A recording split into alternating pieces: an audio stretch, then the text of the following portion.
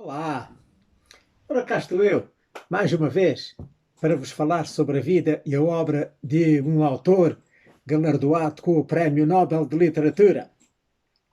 E hoje vamos falar de Mo Yan.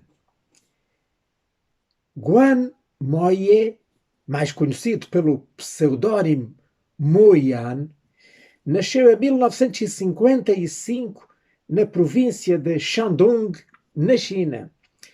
E é um dos mais famosos escritores chineses da atualidade, tendo sido galardoado com o Prémio Nobel de Literatura de 2012. Mo Yan é o pseudónimo de Guan Moye, como eu já disse, que nasceu no dia 2 de fevereiro de 1955 numa família camponesa na brigada de produção da aldeia Pingan, na comunidade popular de Eia, no nordeste da cidade de Gaomi, na província de Shandong, na China, portanto, quando a República Popular da China estava a começar a consolidar-se no poder. A Revolução Chinesa, que foi responsável pela ascensão do Partido Comunista Chinês ao poder, no ano de 1949, quando o Exército Popular de Libertação, que era liderado pelo Mao Tse-tung, conseguiu entrar em Pequim em janeiro de 1949 e forçar o Chiang Kai-shek, que era o líder do Partido Nacionalista, que estava no poder na altura, e também era conhecido pelo Kuomintang. E então o Chiang Kai-shek, e assim como os nacionalistas e a alta burguesia chinesa, foram forçados a abandonar o país e a refugiarem-se na Ilha Formosa, dando origem àquilo que se chama hoje o Taiwan, que é um país que é reconhecido ainda, quer dizer, limitadamente reconhecido no mundo, porque nem todos os países ainda o reconheceram. A transformação da China numa nação comunista ocorreu formalmente no dia 1º de outubro do ano de 1949, quando então foi proclamada a República Popular da China. E a partir desse momento iniciou-se um processo de transformações para a implantação do comunismo nesse país, então sob a liderança do Mao Tse-tung. E no ano de 1958 foi implantado na China um plano do governo que ficou conhecido como o Grande Salto em Frente, e que esse plano tinha como objetivo estruturar a produção agrária num sistema cooperativo e organizar a produção industrial, mineira e de outros setores de atividade, mas revelou-se um grande fracasso e deu origem à morte de aproximadamente 30 milhões de chineses vítimas da fome e da miséria. Ora, com isso, o prestígio do Mao Tse-tung começou a se ficar bastante deteriorado no partido e levou a elaborar, no ano de 1963, um plano com o objetivo, com vários objetivos, entre eles elaborar uma limpeza nos quadros políticos, económicos e organizacionais da ideologia da República Popular da China. Este plano culminou na que ficou conhecida pela Revolução Cultural, que foi iniciada no ano de 1966 e cujo objetivo principal era manter o fervor revolucionário e um estado constante de luta e de superação, sem os quais a Revolução Comunista estaria destinada ao fracasso. Então, para esse efeito, ele incentivou e encorajou a criação de comitês revolucionários, que eram compostos por forças militares, camponesas, elementos partidários e governamentais, e que estavam focados em tomar o poder onde fosse necessário. E esses comitês estiveram então na base da formação da Guarda Vermelha, cuja função era, portanto, atacar os quatro velhos, como chamavam, da sociedade, que eram as velhas ideias, a velha cultura, os velhos hábitos e os velhos costumes da China da época. Então a Revolução Cultural durou, portanto, 10 anos e foi abandonada quando morreu o Mao Tse-tung, no ano de 1976, ao qual sucedeu o Deng Xiaoping, que tinha sido um dos saneados na Revolução Cultural. E então o Deng Xiaoping começou a implantar uma política nova, iniciou uma aproximação aos países ricos do Ocidente e efetuou uma liberalização económica em determinadas zonas do país, instaurando assim um sistema que lhe permitia concorrer no mercado económico mundial e que resultou naquilo que hoje se chama um país, dois sistemas, né, em determinadas zonas, como por exemplo em Hong Kong, em Macau e noutras. Zonas essas que gozam de uma certa autonomia e se regem um bocado à maneira dos países ditos capitalistas. Depois então desta explicação de introdutória sobre como foi a implantação do regime comunista na China, que eu achei necessária para compreender a vida e a obra do Mo Yan, voltamos então à vida do escritor. Então, Mo Yan deixou a escola quando tinha 11 anos, no verão de 1967, sem completar a escolaridade, numa altura em que estava a começar a tal revolução cultural. Como ele era muito inteligente, mas muito rebelde, e também como ele tinha muito jeitinho para falar e para escrever, começou a ser temido pelos responsáveis lá da escola agrícola onde ele andava, né? Com o argumento de que ele escreveu coisas inconvenientes lá no muro da escola. Bem, mas a verdade é que lá os importantes da terra começaram a ter um certo receio de que ele viesse a ganhar muitos conhecimentos e a tornar-se mais sabido, mais instruído e melhor do que eles próprios. Então, como ele ainda era criança, com 11 anos, ainda não tinha força para os trabalhos lá do campo, puseram-no a guardar gado e a cortar forragens para alimentar o gado. Então, o seu pai sentiu-se bastante culpado pela posição que ele tinha de classe, ter reduzido os direitos do filho a receber uma mais educação. E tentou que ele fosse matriculado numa outra escola, que era uma escola de uma fábrica, onde o seu irmão mais velho dava aulas, mas o sistema não permitia isso. Né? Então arranjou-lhe uns livros, uns velhos livros de medicina tradicional chinesa, com a esperança de que ele viesse, com a leitura daqueles livros, não é? A interessar-se pela medicina, a medicina tradicional. Então o Moyan leu e decorou aqueles livros, mas não se achou inclinado para aí, para, para passar a exercer medicina, aquela medicina tradicional, clássica chinesa. Quando ele tinha 15 anos, foi colocado nas funções de controlador dos pontos de cada trabalhador lá da unidade de produção, dos quais dependia, então, que cada família tivesse mais rendimentos, né, no final do ano. Quer dizer, no fim do ano apurava-se os pontos que cada membro da família tinha conseguido e isso dava-lhe possibilidade de eles então terem determinados benefícios. Então, ele, durante esse período, dedicou o tempo livre que tinha a ler manuais escolares que o irmão tinha deixado lá em casa, não é? Nas férias, e também outros livros que ele pedia emprestados a outras pessoas. E uma coisa interessante é que um vizinho que lá morava perto e que era um daqueles que o regime considerava de direita e que que era licenciado em literatura chinesa e que tinha sido enviado, não é, lá para os trabalhos rurais,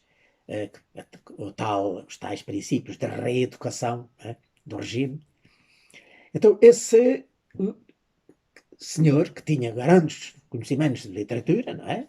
Ele era professor de literatura, passou-lhe todo o tipo de conhecimentos literários possível e foi aí que ele começou, enfim, realmente a ganhar gosto pela escrita e começou a desenvolver-se a sua ideia de vir a ser escritor. Depois, quando o Mo Yan fez 18 anos, ele foi trabalhar em representação lá da sua comunidade numa fábrica de algodão, portanto, mais propriamente do descaroçamento do algodão, portanto, que era um trabalho sazonal. Portanto, as várias unidades de produção mandavam a sua produção de algodão lá para a fábrica, né? E mandavam também pessoas que iam lá fazer as tarefas sazonais do tratamento do algodão. E então dezenas e dezenas de aldeias mandavam para aquela fábrica o algodão cru, né? Que depois já era deixado ao ar livre em grandes pilhas enormes e que depois era, pouco a pouco, não é, tratado. Ora, graças ao estatuto que um tio dele tinha lá na fábrica, que era, portanto, lá um dos responsáveis da fábrica, ele foi-lhe atribuído o cargo de escriturário de balanças. Ou seja, era o responsável pelo peso, né, e pela escrituração do peso que cada unidade de produção, portanto, cada produtor agrícola, para lá enviava. Mas pronto, isso era uma primeira fase da chegada do produto, mas que depois o verdadeiro trabalho começava realmente quando a fábrica, depois enfim, de ter a quantidade de algodão que necessitava para trabalhar, encerrava as compras e então o algodão começava a ser enviado lá para ser passado pelos rolos, não é? Onde então os caroços e as sementes eram separadas da fibra do algodão. E ali trabalhavam muitas jovens raparigas, muitas mulheres novas, cujo trabalho era fazer passar aquelas montanhas de algodão lá pelos rolos, um trabalho que era bastante chato e perigoso e, e, enfim, de tal maneira que todos os anos causava várias baixas de raparigas que se entalavam lá naquelas máquinas.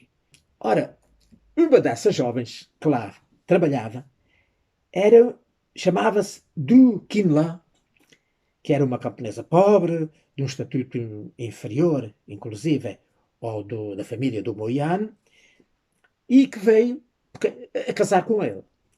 Aquilo não foi propriamente uma paixão, quer dizer, eles foram apresentados, rapidamente ficaram noivos, inclusivamente nem sequer ainda sabiam a idade um do outro, mas as famílias, portanto, enfim, interessaram-se e pronto, olha, depois de um pequeno encontro familiar, de uma conversazita entre eles, enfim, ficou traçado o destino daquelas duas pessoas, enfim, para o resto da vida.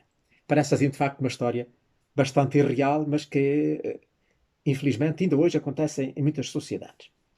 No entanto, o casamento só viria a realizar-se alguns anos mais tarde, não muitos, em 1979, durante uma licença do serviço militar, de que eu depois já falarei.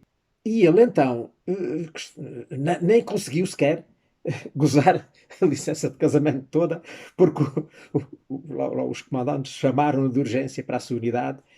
No entanto, foi um casamento, vamos chamar um casamento feliz, com altos e baixos, como todos os casamentos, mas, como ele próprio escreveu, mas de certo modo um casamento feliz e que tem durado, e têm uma filha chamada Xiao Xiao, que nasceu no ano de 1981, portanto, cerca de 2 anos depois deles casarem.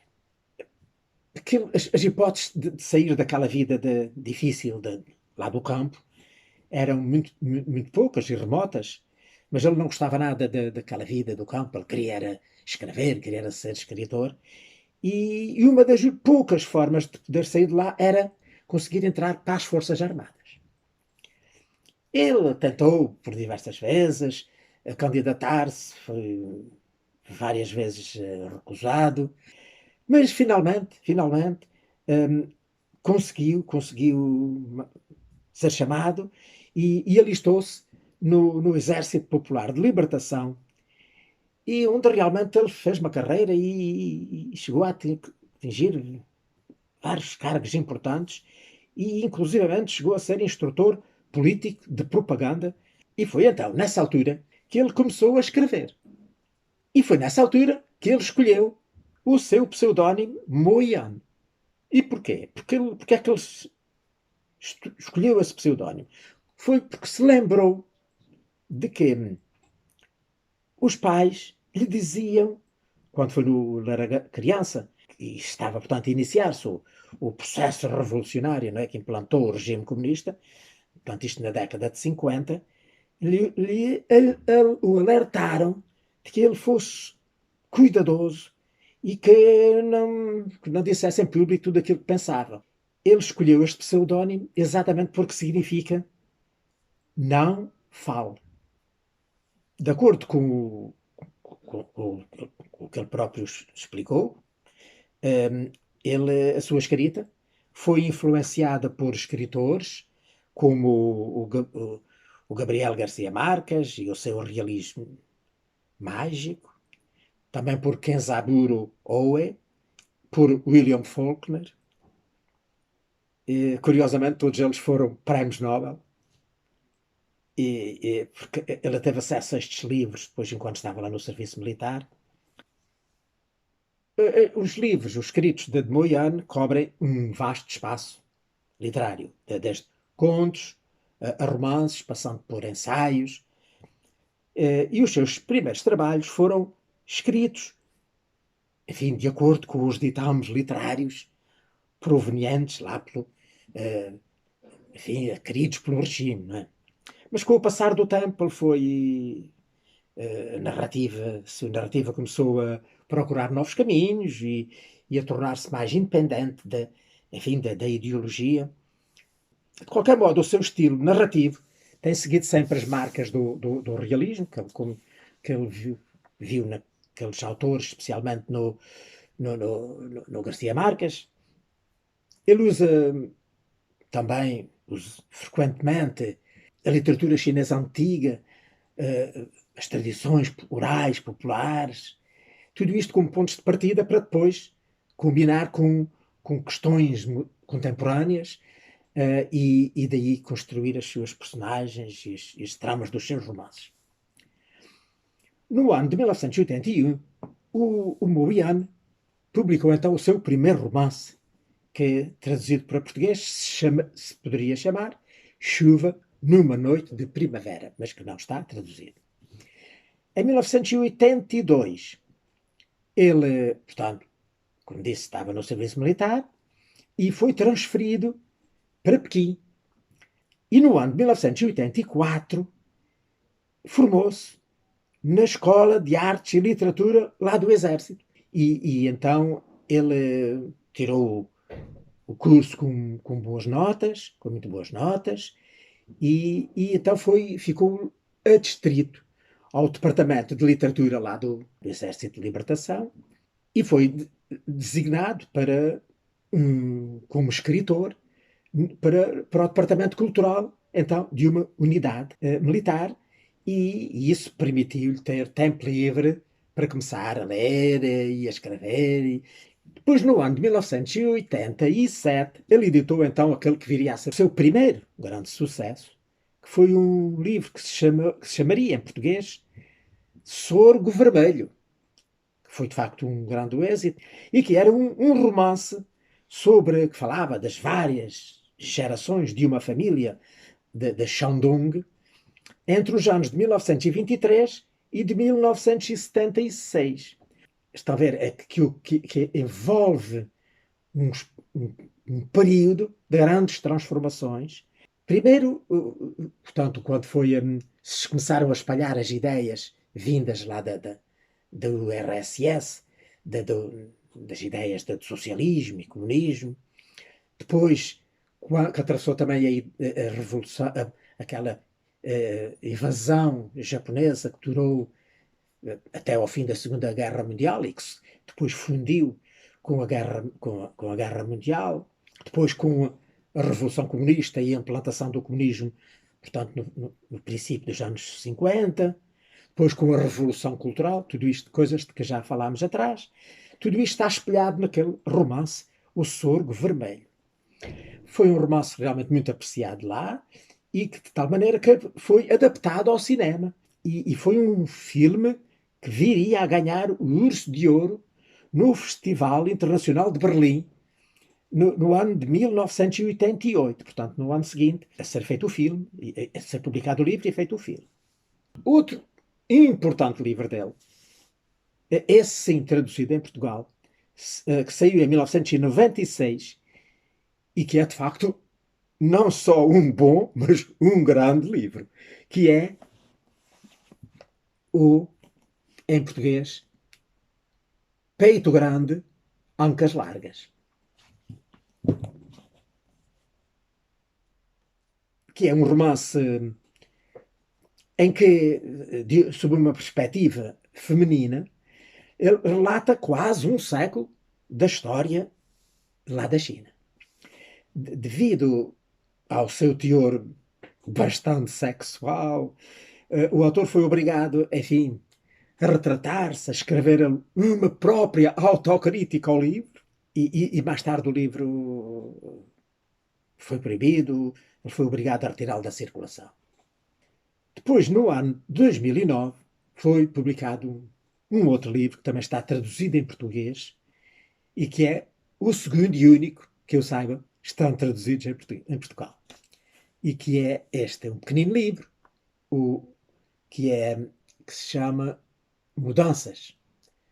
Mudanças e que, portanto, é uma novela que primeiro foi editada, incluída num conjunto de 9 novelas, que se chamaria, traduzido para português, Chifu, fazes tudo por uma bela risada, e que saiu no ano de 2001. Esta tradução, Mudanças, é baseada no inglês, porque foi na Inglaterra que foi publicado, então, este livro, esta novela sozinha, separada das outras, e então, a partir dessa tradução inglesa, foi feita a tradução portuguesa e editada, então, em Portugal. Logo a seguir a ele ganhar o Prémio Nobel. Outro também livro que é também muito importante dele e que é talvez o seu mais recente, ou dos seus mais recentes romances, é um que se chamaria em português Sapo, mas que não está traduzido. Então o Sapo saiu no ano 2009 e fala de um tema especialmente sensível, que é a prática dos abortos forçados, que eu penso que isso agora já foi suspenso, mas que durante várias décadas teve em vigor dentro daquela política que foi imposta, não é? Para tentar travar a natalidade, não é? O excesso de nascimentos, que a população estava a ficar exageradamente grande. Então criaram aquela política que eles chamavam um casal, um filho. Foi, portanto, uma fase muito crítica do regime comunista chinês, que deu brado aí por esse mundo fora. O Moyano escreveu muitas outras obras, além destas, muito poucas que eu falei. Ora, o Moyano tem sido acusado de uma certa falta de independência perante o poder político do seu país, sobretudo pelos escritores dissidentes que se refugiaram no Ocidente. E não só, também por outros intelectuais, nomeadamente alguns prémios Nobel, que o têm acusado de ser, de certo modo, um enfeudado regime. E então, ele, numa conferência de imprensa que deu no ano 2009, durante a Feira do Livro de Frankfurt, Ele, enfim, perante a pergunta do jornalista, respondeu a estas acusações dizendo: um escritor deve exprimir crítica e indignação perante o lado negro da sociedade e a fialdade da natureza humana, mas não devemos recorrer todos às mesmas formas de expressão. Alguns poderão gritar nas ruas, pronto, é a sua forma de expressão, mas devemos também aceitar aqueles que se escondem nos seus quartos e usam a literatura para exprimir as suas opiniões. Portanto, na verdade, os seus livros, se formos analisar bem, são uma certa crítica, embora uma crítica assim suave, mas todos são bastante críticos do regime. Falam da pobreza do povo rural, sobretudo. Falam daquela divergência entre os que são os cabecilhas do partido, não só nacionais como regionais e locais, que têm todas as regalias e que até a certa altura ele fala ali, em alguns livros, que comem bem, estão lustrosos e o povo, o comum do povo passa fome. Portanto, é verdade que ele não é assim tão lacaio do regime como isso, expressa as suas opiniões através da sua escrita.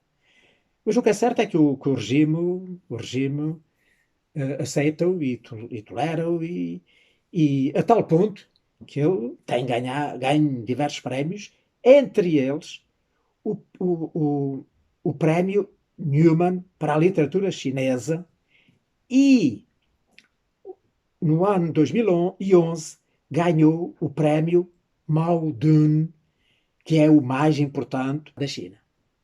Depois, na sequência desse galardão, de ter recebido esse prémio, ele foi eleito vice-presidente da Associação dos Escritores da China. Depois, finalmente, foi galardoado também com o Prémio Nobel de Literatura no ano de 2012, segundo o Comitê Nobel, por uma obra que, com realismo alucinatório, funde contos populares, história e contemporaneidade. É isso mesmo que já fui dizendo e dando a entender ao longo desta minha exposição. Ora bem, destes dois livros que existem em Portugal, eu li somente ainda o pequenino. O outro realmente é muito grande, eu não tive tempo para ler e o tempo não me dá para tudo. E só li este. E, aliás, não foi recentemente, foi já há muito tempo, foi logo na altura em que ele saiu e deixei o meu comentário lá no site para onde costumo escrever, que é o Segredo dos Livros, e então eu gostaria de vos então, transcrever aqui um bocadinho da, da minha apreciação que fiz na altura ao livro. Trata-se de um pequeno romance, chamar-lhe-ia uma novela, que se lê em poucas horas e nos conta de uma forma romanceada a vida do próprio autor, desde criança até à atualidade. Fala-nos da sua infância numa zona rural e da forma como foi expulso da escola, de como conseguiu sobreviver evitando ter de trabalhar na agricultura, de como ele depois foi alistado no Exército Popular de Libertação, que lhe abriu as portas para um futuro diferente, de como ele veio a tornar-se um escritor famoso. É uma história de luta contra um destino de obscuridade e como, quase sem escolaridade, acabou com um curso superior. Nunca se referindo ao regime político da China, ele mostra-nos como a corrupção existe mesmo e os membros do partido dominam e exploram os pobres e simples cidadãos. Como os espertos conseguem subverter o sistema e enriquecer. Como, afinal, um sistema político que se diz popular consegue ser tão injusto e tão desigual. Portanto, isto foi uma parte da minha apreciação ao livro na altura e que continuo a defender e a dizer que é mesmo verdade. Basta ver-se que hoje aquelas grandes super empresas chinesas que estão a dominar o mundo. Eu diria, através delas, a China está a dominar o mundo. Pronto, é tudo o que se me oferece dizer sobre o Moyan. Espero que tenham gostado de mais este vídeo, desta minha explicação de um autor galardoado com o Prémio Nobel. E espero que me continuem a seguir e que para a semana eu possa apresentar-vos um novo vídeo. Continuo a ter vida e saúde, apesar da minha idade, para vir aqui todas as semanas a falar-vos dos autores, porque ainda me falta falar de muitos. E por aqui me fico. Até à próxima!